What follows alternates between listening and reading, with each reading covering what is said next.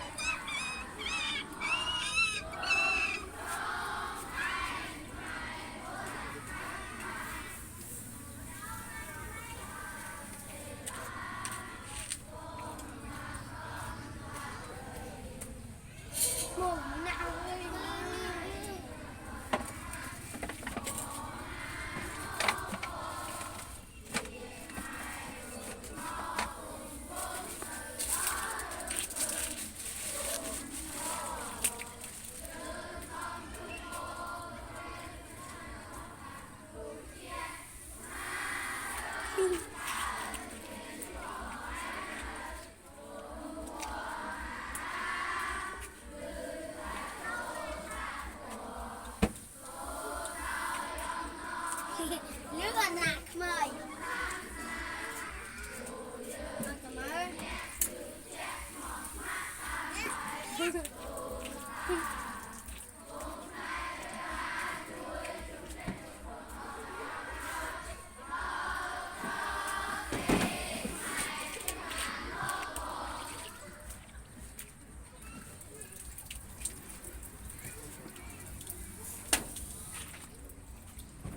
Ê, thì anh cho đặt trong này hả? Này đi không cho nó.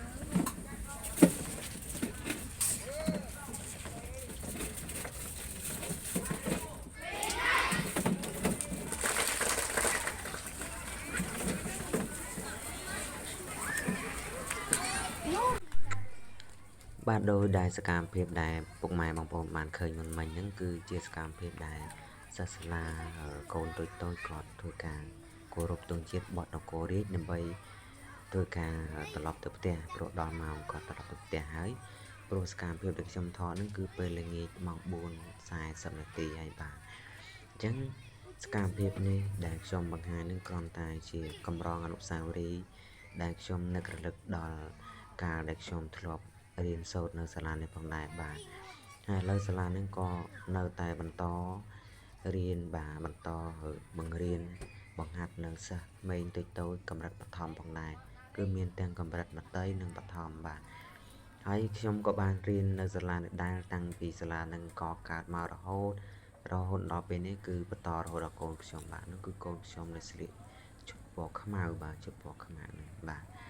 ហើយ